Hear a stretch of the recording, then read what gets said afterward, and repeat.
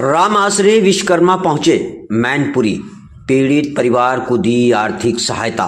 मैनपुरी में मैथिल भ्रमण सभा के अध्यक्ष के पुत्र की हुई हत्या के बाद सपा सांसद ने पीड़ित परिवार की आर्थिक मदद की। मृतक की पत्नी को पूर्व मंत्री ने सौंपा चेक, भाजपा पर साधा निशाना। मैनपुरी में मैथिली ब्राह्मण सभा के अध्यक्ष ब्रजमोहन शर्मा के पुत्र रवि शर्मा की बीते 4 माह पूर्व गोली मारकर हत्या कर दी गई थी, जिसमें मैनपुरी से सपा सांसद डिंपल यादव ने परिवार को सांत्वना देते हुए उनकी मदद का आश्वासन दिया था। वहीं राष्ट्रीय अध्यक्ष अखिलेश यादव के निर्देश पर 2 लाख रुपयों की परिवार को आर्थिक सहायता दी गई। यह आर्थिक सहायता पूर्व मंत्री राम आश्रय विश्वकर्मा ने उनके आवास पर पहुंचकर मृतक की पत्नी को चेक सौंपा है। इस अवसर पर सपा के पूर्व मंत्री राम आश्रय विश्वकर्मा मीडिया से रूबरू हुए, जहां उन्होंने महाकुंभ 2025 के चुनाव के अलावा ईवीएम को लेकर भाजपा सरकार पर जमकर निशाना साधा। उन्होंने चुनाव आयोग पर निशाना साधते हुए कहा, चुनाव आयोग भाजपा की बी टीम के रूप में काम कर रहा है। समाजवादी पार्टी के द्वारा जो भी शिकायत की जाती है उन्हें चुनाव आयोग अनदेखा कर देता है। उन्होंने कहा कि अगर चुनाव आयोग ईमानदारी से काम करे तो भाजपा का सफाया होते देर नहीं लगेगी। और क्या कहा पूर्व मंत्री राम आश्रय विश्वकर्मा ने, देखिए मैनपुरी से राकेश रागी की रिपोर्ट। मैनपुरी आगमन हुआ, किस कारण आगमन, क्या कारण था? विगत दिनों एक घटना हो गई थी। हमारे मैथिल ब्राह्मण समाज के अध्यक्ष ब्रजमोहन शर्मा जी, उनके पुत्र रवि कुमार शर्मा को गोली मार करके हत्या कर दी थी। उसमें हम सभी लोग आए थे और मैनपुरी की सांसद माननीय श्रीमती डिंपल यादव जी और समाजवादी पार्टी के सभी नेता गण यहाँ पर आए थे। तो माननीय सांसद जी ने वादा किया था कि हम इस परिवार की मदद करेंगे और वही मदद 2 लाख रुपए का चेक आज हम लेकर के आए हैं। माननीय सांसद श्रीमती डिंपल यादव जी की तरफ से हमने जिला अध्यक्ष पूर्व मंत्री आलोक साक्य जी और राजू यादव जी और विधायक ब्रिजेश कठेरिया जी और सभी पार्टी के नेतागण मिलकर के दे रहे हैं। हम धन्यवाद देते हैं और बधाई देते हैं श्रीमती डिंपल यादव जी का कि जिन्होंने मैथिल शर्मा समाज से जो वादा किया था उस वादा को उन्होंने पूरा किया है। 2 लाख रुपए का चेक आज इस परिवार को मदद के रूप में देने का काम किया है। और आभार प्रकट करते हैं समाजवादी पार्टी के राष्ट्रीय अध्यक्ष माननीय श्री अखिलेश यादव जी का कि जिन्होंने जो है पार्टी फंड से 2 लाख रुपए चेक करके इस समाज की मदद करने का काम किया है। और वैसे तो समाजवादी पार्टी हर वर्ग के साथ और हर व्यक्ति के साथ, परिवार के साथ खड़ी रहती है और कहीं भी कोई बात होती है तो उसकी जो मदद करने का काम करती है। माननीय राष्ट्रीय अध्यक्ष जी, माननीय डिंपल यादव जी, समाजवादी पार्टी के सभी नेतागण, हम लोग जो है उस परिवार की और भी आगे मदद पड़ेगी तो हम लोग मदद करेंगे। मंत्री या कुंभ का समापन स्कीम योगी ने कहा सफल आयोजन की धन्यवाद। विपक्ष आरोप लगा रही कि अव्यवस्थाओं को लेकर सरकार कैसे देखते हैं? ये सरकार भले ही अपनी पीठ थपथपा ले, लेकिन वहाँ अव्यवस्था का पूरा अंबार था। जो लोग कहते थे कि हम 100 करोड़ के लोगों के स्नान करने की व्यवस्था किए हैं और वो 50 करोड़ स्नान कराने में ही विफल रहे, और जिस तरह से वहाँ भगदड़ हुई और भगदड़ में मौतें हुई, उस पर सरकार आज तक बता नहीं पा रही है। वो बिल्कुल दुखद था।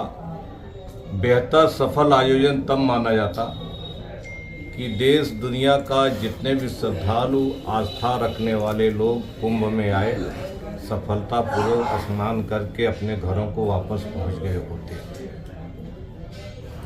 27 का चुनाव आने वाला है, क्या रणनीति रहेगी पार्टी की, कैसे चुनाव लड़ा जाएगा? भारतीय जनता पार्टी आए दिन नए पुंडे अपना चुनाव जीत ली थी।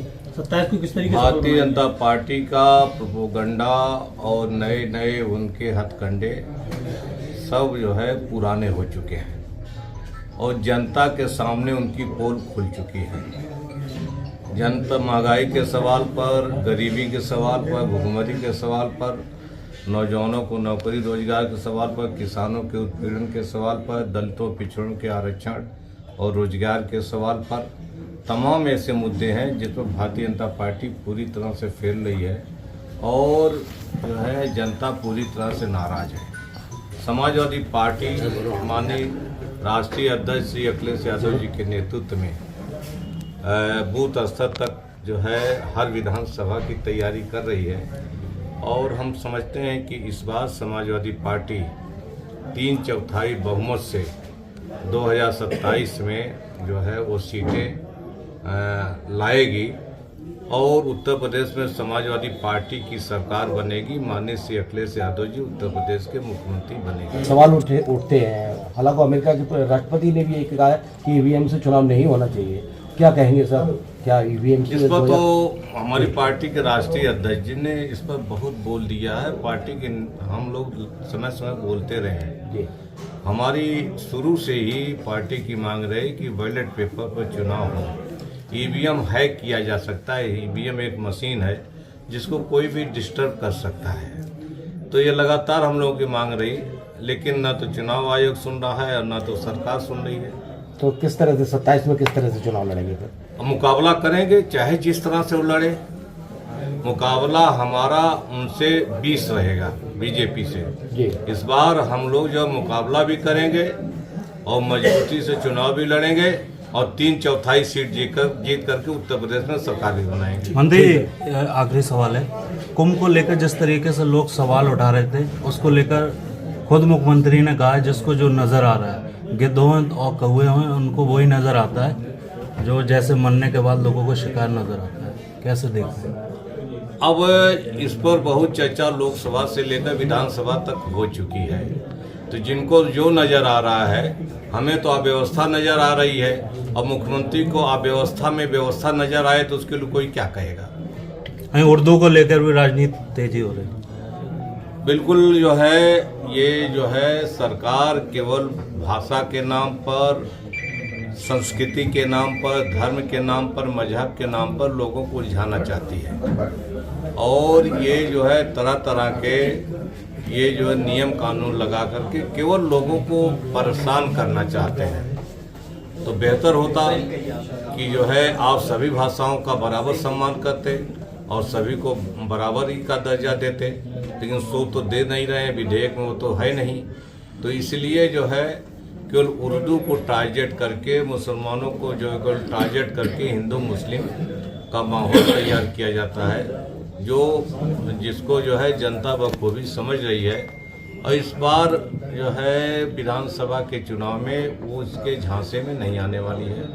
भारतीय जनता पार्टी धर्म को लेकर आगे बढ़ने का काम कर रही है, लगातार विकास के नाम पर कहीं बात करती हुई नजर नहीं आ रही। तो ठीक है, धर्म को आगे बढ़ाएं, लेकिन पेट में रोटी भी तो चाहिए, हाथ को रोज काम भी चाहिए, रोजगार भी चाहिए, नौकरी भी चाहिए। तो लोगों को जो है लोगों के पेट में रोटी क्यों नहीं दे रही है ये सरकार? नौकरियां छीन ली हैं, रोजगार छीन लिया है, लोग बेरोजगार होकर के आत्महत्या करने पर मजबूर हुए हैं, किसान पूरी तरह से बर्बाद हो गया है, गरीबी लगातार बढ़ रही है, देश की पूंजी केवल चंद पूंजीपतियों के हाथ में सिमटती जा रही है, गरीब गरीब होता जा रहा है, अमीर अमीर होता जा रहा है। इस खाई को कौन पाटेगा? धर्म के साथ साथ जब तक अमीरी गरीबी की जो है खाई नहीं पटेगी, महंगाई कम नहीं होगी और सबको बराबर सुविधा नहीं मिलेगा, तो धर्म को बढ़ाने से जो है फिर कोई मतलब नहीं है। ठीक है सर।